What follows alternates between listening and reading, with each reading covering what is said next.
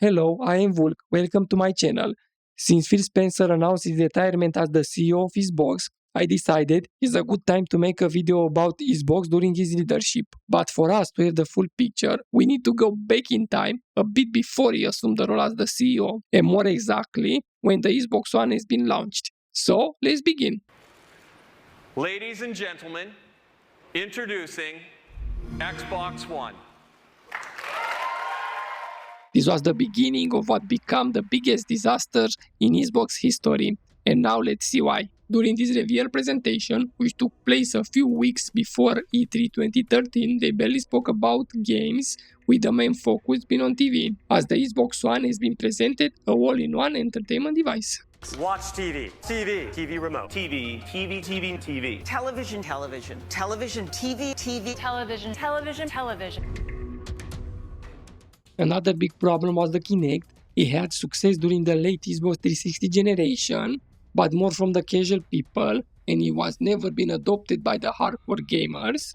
And before was optional, but now you had to buy it with the Xbox One console, which led to the next problem, pricing. Because of the Kinect, the price was $499, which make it $100 more expensive than the PS4. Another big problem was always online console, which actually meant at least once at every 24 hours you had to be connected to the internet.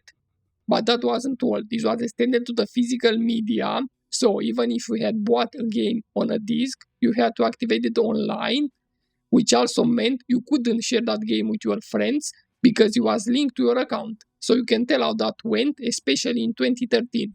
Sony took advantage of that very quickly with a video showing how easy it was to share game with your friends on PlayStation 4. This is how you share your games on PS4.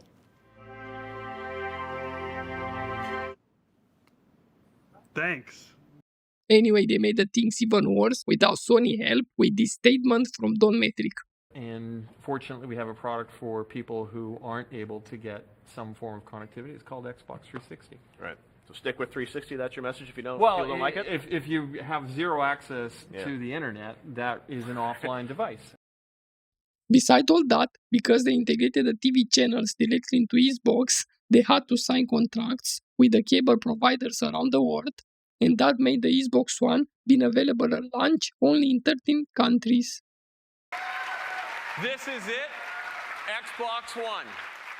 And after that, it didn't take that long for Don Metric to leave the company. I wish that I would have had an opportunity to stay to execute on the vision and the capabilities that the team had created. But I ended up in the summertime announcing that I was going to be leaving. I just remember getting an email from Steve Ballmer that essentially said, Don Matrick has left. I think we all just sort of looked at each other and were like, okay, so what happens now? Next, Phil Spencer assumed the role as the new CEO of Xbox in a time when the company was in a really bad shape. Hi, it's Larry here of Xbox Live's Major Nelson. It has been a big week at Xbox. I'm here with Phil Spencer, who's the new head of Xbox. Phil, congratulations on the job. Thanks, Larry. You got a lot of work coming up. Let's talk about your new role. What are you going to be doing? Head of Xbox. My role is really to drive the product vision for what Xbox is. I come at this job as somebody from the games industry, running game studios. I think about our Xbox product and how we can really put the stamp of the gamer on this product, make sure it's gaming first. Obviously, it has great entertainment features for everybody, but my role is to bring everybody together, make sure we're focused on a consistent product vision. So Phil Spencer became the savior of Xbox, as the information online suggests there was a very big possibility for Microsoft to give up completely on Xbox. So Satya becomes the CEO in February. I think it was February of 14. I think that's right. And then the question is, do we go forward with Xbox? Because we're getting really outsold by PlayStation in the market at this point. Do we stay invested in it, or do we make a different decision? And he and I had a discussion, and I made a pitch. I thought, gaming can be a real important consumer category for the company. He didn't quite understand it yet, not from an intelligence standpoint, but he just hadn't been close to it. But he was willing to make a bet on us as a team. Welcome to E3. Today, we're dedicating our entire briefing to games. Next year at E3 2014, we see a different strategy where the games become the center of Xbox again. In my old favorites. Since Xbox shift focus back to games, they decided to close the TV division. Shutting down Xbox Entertainment Studios was really just trade-offs we had to make. All of the investments that you're making in that entertainment, the movies, the TV shows and things, are going to come at the expense of making the same investments in games. And we still had more games we needed to make. In the same year, we receive another great news. They decided to drop the Kinect, which meant you could buy an Xbox One at the same price as the PlayStation 4. Today we're introducing a new Xbox One without Kinect for $399. Also in 2014, Microsoft buying Minecraft studio Mojang for $2.5 billion in what will become one of the best deals for them, as Minecraft is extremely popular even today. So I'm here in Stockholm, really excited that we just signed to acquire Minecraft and Mojang, the studio we've worked with for many years. At E3 2015, Xbox announced backward compatibility, which allowed you to play games from Xbox 360 directly to Xbox One, something that was never been possible in the console world, to play games from prior generation to the new one, and something that the PlayStation doesn't have. And while we weren't sure it was possible, today I'm pleased to announce Xbox One backward compatibility. In 2016, they added Xbox Play Anywhere that allow you to buy a game once and play it both on PC and console with cross-save enabled to not lose your progress. That also meant a new focus on the PC platform. Gears 4 will also be one of the first titles in the new Xbox program, Xbox Play Anywhere. This icon means when you buy the game digitally, you get to own it and play it on both Xbox One and Windows 10 PC. 2016 was also the year when they launched Xbox One S. We are pleased to welcome the new Xbox One S console, the smallest Xbox One yet, to the Xbox One family of devices starting this August. 2016 brought us some bad news. Xbox decided to close Lionhead Studios and cancel their game Fable Legends, a free-to-play multiplayer game which was being released into beta but never been officially launched. Clearly wasn't what the fans wanted from the Fable developers, so they fall victim to the live service model. One of the biggest missteps that we learned from in the past was Lionhead. We acquired Lionhead in 2006, shut it down in 2016. A couple years later, we reflected back on that experience. What did we learn? How do we not repeat our same mistakes? In the beginning of 2017, Xbox decided to cancel Scalebound, an action RPG game been in development at Platinum Games, which is supposed to be the next big exclusive from Xbox and help them grow a bigger presence in Japan.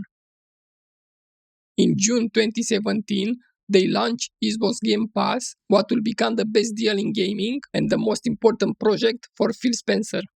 Hi, I'm Larry Herb, Xbox Live's Major Nelson. Today, I am excited to show you Xbox Game Pass on Xbox One, the new subscription service that offers unlimited download and play of over 100 great Xbox One and Xbox 360 backward compatible games. In November 2017, they launched Xbox One X, fixing another problem of the original Xbox One, lacking in performance and being the weakest console on the market. And now with Xbox One X, they had the most powerful console in the world.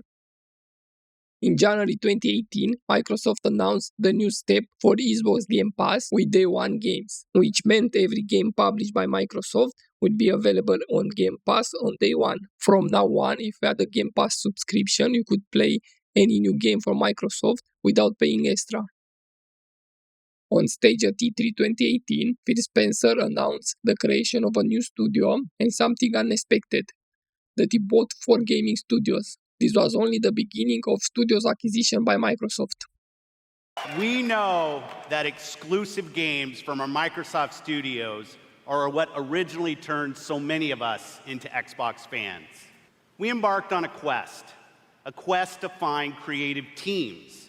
And now, I'm proud to introduce the creation of a brand new Microsoft studio. The Initiative. This new Santa Monica studio is building a team of world-class talent to create groundbreaking new game experiences. I'm excited to welcome Undead Labs to Microsoft Studios. This studio caught our attention with their visionary approach to building a zombie survival franchise. It's my distinct pleasure to announce that we have acquired Playground Games. This is one of the highest-rated studios of this generation. Not only will Playground Games continue to work on Forza Horizon, they're bringing their open-world expertise to an entirely new project. We can't wait to share more about that later. For the fourth new studio, it's my personal honor to welcome Ninja Theory to Microsoft Studios. And a minute into playing Hellblade, you know you're in the hands of master storytellers. And yes, we've got a fifth studio to announce, Compulsion Games. 2 years ago, we premiered a game we couldn't get out of our heads. It didn't take long for Microsoft to acquire 2 new studios. They announced it in November 2018 from Mexico City. The Microsoft Studios family is growing. Tell us about that. Well, I am very pleased to announce that we will be acquiring In Exile Entertainment in Newport Beach, California. Wow. We're also very happy to announce that we will be acquiring Obsidian Entertainment in Irvine, California. Wow. In 2019, they introduced Xbox Game Pass Ultimate and Xbox Game Pass for PC. In May 2019, they launched Xbox One S All Digital Edition without a disk drive. It was seen as a controversial move at first, but it was perfect for Game Pass users. At E3 2019, we saw another studio acquisition. I'm honored today to announce that joining Xbox Studios is Double Fine Productions. 2020 marked the beginning of the new console generation, and Microsoft launched not one but 2 consoles in the same time. Xbox Series X, the most powerful console, with clear focus on performance, and Xbox Series S, a smaller, cheaper alternative without the disk drive that became the perfect machine for Game Pass users. In September, just 2 months before the launch of the new generation, Microsoft dropped the bomb, buying ZeniMax Media for $7.5 billion. Suddenly, legendary studios, Bethesda Game Studios, its software the mastermind behind Doom, Arcane the visionary behind Dishonored, Machine Game the team that redefined Wolfenstein, and Tango Gameworks, who brought us The Evil Within, become part of Xbox. There was a big setback for the launch of the new consoles because Microsoft couldn't release Halo Infinite alongside the Xbox Series X and S as originally planned. After the gameplay reveal, it was clearly not ready for launch, so the game was delayed. Also in 2020, Microsoft added cloud gaming to Xbox Game Pass Ultimate, giving gamers more way to play. Our vision for gaming is to empower every player in the world to play the games you want with the people you want across all of your devices, from console to PC to mobile. Being able to discover and play your next favorite games from the cloud on your mobile device is key to that future vision.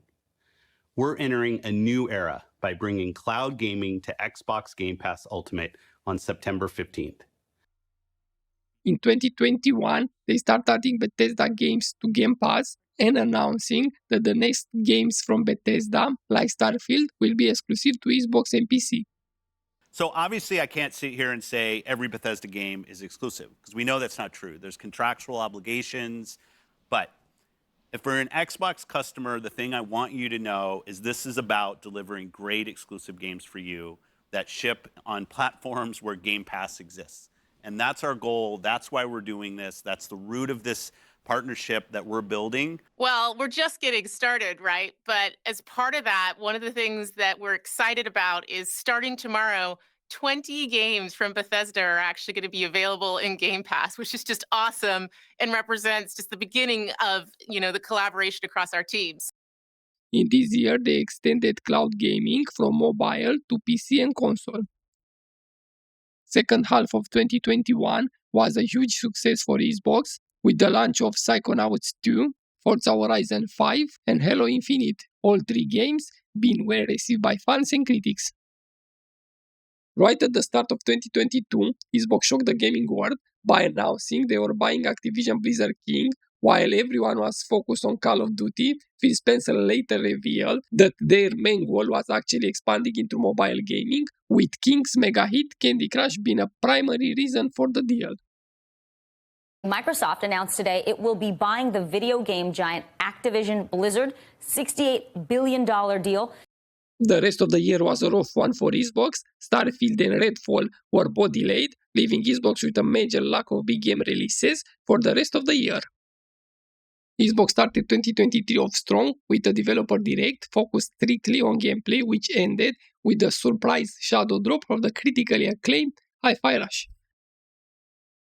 In May 2023, Redfall finally launched, and it was an absolute disaster for Xbox. The game wasn't even fit for release, but worse than that, it was a bad game at its core, a casualty of a troubled development cycle and massive staff departures. But what followed was even more shocking, a brutally honest interview with Phil Spencer, something completely unexpected for an executive in his position. We're not in the business of out-consoling Sony or out-consoling Nintendo. There isn't really a great solution or win for us. And I know that will upset a ton of people, but it's just the truth of the matter is that when you're third place in the console marketplace and the top two players are as strong as they are and have, in certain cases, very discrete focus on doing deals and other things that will that kind of make being Xbox hard for us as a team. That's on us, not on anybody else. We lost the worst generation to lose in the Xbox One generation, where everybody built their digital library of games. But this idea that if we just focused more on great games on our console, that somehow we're going to win the console race, I think doesn't really lay into the reality of most people. Like 90% of the people every year who walk into a retailer to buy a console are already a member of one of the three ecosystems, and their digital library is there. This is the first generation where the big games that they're playing were games that were available last gen. When you think about Fortnite and Roblox and Minecraft, there is no world where Starfield's an 11 out of 10 and people start selling their PS5s. That's not going to happen. But I know some people want to hold us up of just being a better green version of what the blue guys do. And I'm just going to say, like, there's not a win for Xbox in staying in the wake of somebody else. We have to go off and do our own thing with Game Pass, with the stuff we do with xCloud, and the way we build our games. Sorry, I was a little long-winded.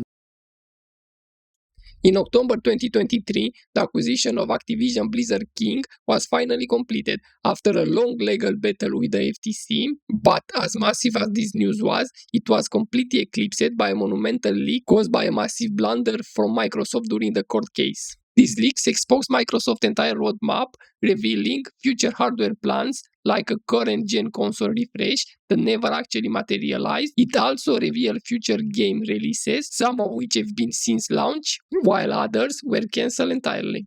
Most shocking of all were the private emails which reveal Microsoft's aggressive expansion strategy and expose that Phil Spencer had his sights set on buying none other than Nintendo. After the Activision Blizzard King acquisition, major management change followed. Sarah Bond was named president of Xbox, taking over the reign of the entire platform and hardware ecosystem. Meanwhile, Matt Booty was promoted to president of game content and studios, expanding his oversight to include the ZeniMax and Bethesda teams. In February 2024, after weeks of intense rumors that major Xbox exclusives were headed to PlayStation, Phil Spencer had to host a special podcast to address the internet frenzy. He tried to calm the community by confirming that only 4 games would be making the jump to rival consoles. Those titles turned out to be Hi-Fi Rush and Sea of Thieves for the PS5, alongside Pentiment and Grounded for both PS5 and Nintendo Switch, but looking back, it was clear what Microsoft was doing. They were testing the waters. If the numbers look good, this multi-platform strategy will keep going. So we made the decision that we're going to take 4 games to the other consoles, just 4 games, not a change to our kind of fundamental exclusive strategy. And I do have a fundamental belief that over the next 5 or 10 years, exclusive games that are exclusive to one piece of hardware, are going to be a smaller and smaller part of the game industry. And that's not some great insight, because if you look at the last 10 years and what the biggest games are today, it's a natural place. May 2024 marked the beginning of a dark chapter for Xbox, brought on by a massive wave of internal restructuring. In a shocking move, Microsoft closed several beloved studios. Tango Gameworks, the legendary team behind The Evil Within, was shattered. Arcane Austin, despite their pedigree with 2017 Prey, suffered the same fate alongside mobile developer Alpha Dog Games. Meanwhile, Roundhouse Games was absorbed into ZeniMax Online Studios as a support team for The Elder Scrolls Online. You could argue that Arcane Austin closure was understandable given recent event with Redfall, but Tango Gameworks, that left the entire industry speechless. Hi-Fi Rush was a breakthrough hit for Xbox, and to this day it leaves everyone wondering why Microsoft would destroy a studio at the top of its game. With the integration of Activision Blizzard into Game Pass, which began with Diablo 4, Microsoft restructured their subscription tiers and raised prices, making the service more expensive. This move came just ahead of the launch of the first ever Call of Duty to hit the service on day 1. Microsoft ended the year with This Is an Xbox ad campaign, which essentially claimed that any screen could be an Xbox and that a classic console under the TV was no longer necessary. Ironically, the campaign was received by gamers much worse than expected. Even though Microsoft had been pushing this strategy for years, this time they were saying it out loud and bluntly, making fun feel like an official confirmation that hardware was no longer a priority. Bad news followed Xbox in 2025 with major layoffs, cancelled games, and studio closures affecting several teams across the company. The initiative, a first-party studio founded in 2018, was officially been shut down. They work on a reboot of the Perfect Dark game, which has been cancelled as a result of the layoffs. Rare, the developer of Sea of Thieves, was also affected. Its long-in-development action-adventure game, Everwild, announced in 2019, has been cancelled, and the game director Greg Miles, who also directed Sea of Thieves, has left the company. Over at ZeniMax Online Studios, the unannounced sci-fi MMO codenamed Blackbird was cancelled after years of work, and longtime president Matt Fjord stepped down after 18 years with the company alongside other layoffs. Xbox mobile gaming publisher King, known for making Candy Crush, has cut 10% of its staff, around 200 jobs. Several studios connected to Call of Duty franchise were also affected by layoffs, including Raven Software, Sledgehammer Games, and High Moon Studios, which work on Call of Duty Warzone. The exact number of layoffs across these studios is still unknown. The cuts didn't stop there. Hello Studios, formerly known as 343 Industries, responsible for Halo franchise, also suffered an unspecified number of job losses. Turn 10 Studios, the studio behind the Forza Motorsport series, was hit hard, losing nearly 50% of its staff. Xbox internal user research team, which focused on quality control for Xbox games, platforms, and developer tools, was also affected during these layoffs. And finally, Undead Labs, the studio currently developing State of Decay 3, has also been impacted, although the full extent of the layoffs remain unknown. Hey everyone, Xbox Game Pass is getting an upgrade. We've listened to your feedback, and now you have even more freedom to choose how you play the games you want. Xbox Game Pass Core is now Xbox Game Pass Essential. Xbox Game Pass Standard is now Xbox Game Pass Premium. And Xbox Game Pass Ultimate is still Xbox Game Pass Ultimate. In October 2025, Microsoft announced yet another price increase for Game Pass. They tried to justify the hike by claiming they were adding more value, but the community found this addition largely irrelevant. The tier offering the most value, the one featuring Day One games, had now reached a staggering $30. For many, this was simply too expensive, losing the legendary best value in gaming status it once held. Meanwhile, PC players got off relatively easy, with the PC version remaining affordable at around $17. Xbox ended the year with the launch of the ROG Xbox Ally, a handheld console that came in 2 versions, one that was much more powerful and also expensive, and another one that was less capable but cheaper. These consoles were made by Asus in collaboration with Microsoft, but they are not an internal Xbox product. At the beginning of 2026, Xbox continued with this multi-platform strategy, releasing more and more games on PS5. By this point, major titles like Starfield, Doom the Dark Ages, Gear of War Reloaded, and Forza Horizon 5 have already arrived on the rival console, showing that Microsoft was fully committed to this new direction.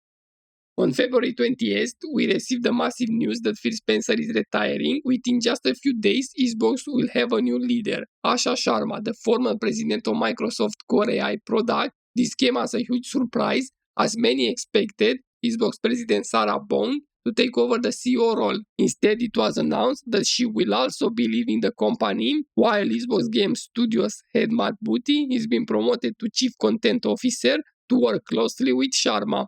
After the news of Phil's departure broke, many expected a formal farewell speech. Instead, what we got was a written message. In it, he looks back on his journey that began all the way back in 1988 as a Microsoft intern. He shared his gratitude for the people he worked with and the Xbox community, while officially welcoming Asha Sharma to her new role. Finally, he promises he will continue to support Xbox from the outside, concluding his message with a simple "I will see you online."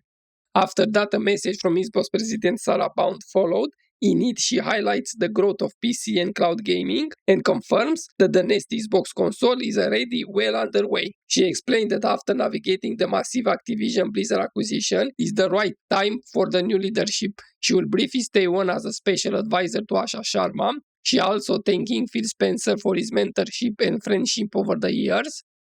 Following the departures, the newly appointed CEO, Asha Sharma, shared her first message to the team. She outlined 3 major commitments for the future of Xbox: delivering great games by backing bold new ideas, recommitting to core Xbox fans with a renewed focus on hardware, and building the future of play without chasing short-term efficiency or flooding the ecosystem with soulless AI. She thanked Phil Spencer for building the foundation, stating her ultimate goal is to return to the renegade spirit that built Xbox in the first place. This was Xbox during Phil Spencer leadership, with good and bads. I think it did a lot of good things for the industry, and most likely he saved Xbox back in 2013, and his downfall began in 2024, right after buying Activision Blizzard King.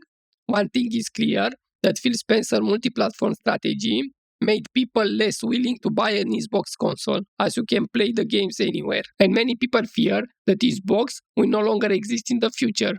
If we speak about the hardware part, is a real concern if they keep the current strategy. And for that to change, they need to give people good reasons to buy an Xbox console, but I think they will never return fully to exclusive strategy. But maybe something like time exclusivity will work. After buying all that studios, they didn't release that many great games. They had some good games, but fewer and with a lesser impact than the competition. If that wasn't the case, maybe today will be a different Xbox, and Phil Spencer remaining the CEO of Xbox. As many studios are closed because they couldn't deliver. After many years of development, they didn't release a final product, and the blame for that is still on Phil Spencer because he was the leader, and so many people lose their job because of that. And a sad part is that many studios had free reign, and despite that, they couldn't deliver on great games. So in the future, I don't think it will be the case anymore. Buying Activision Blizzard King was a big reason for the layoffs of the past years, as they started after the acquisition, and most likely Microsoft asked for cost reduction. After all the events that begin in 2024, Xbox really needed a new face at the top of Xbox. So Phil Spencer had to leave, and it wasn't something that could be avoided. And that also was the reason why Sarah Bond couldn't take his place, as a new face was necessary. As for the future of Xbox, the new console Project Helix, which is an hybrid PC console, most likely will be released next year. Also, we expect some great games, and seems to be a lot of new games from Xbox in the near future. And for the moment, it looks like Xbox is in good hands with Asha Sharma. Despite everyone being skeptical when she took the role as the new CEO, she started saying the right things from the beginning, but as she came over from an AI executive and lacking any experience in the gaming industry, was normal for people to not trust her. But it wasn't just words. She took some action when she put an end to This Is an Xbox ad campaign, and more important, she reduced the prices of the Xbox Game Pass subscription. But on doing that, Call of Duty was out of the subscription. That was a very good decision. Anyway, the focus of Call of Duty today is multiplayer, so people on Game Pass not really care about Call of Duty. So maybe you'll see some great things from Xbox. With that, I will end the video. Thanks for watching. Bye, until next time.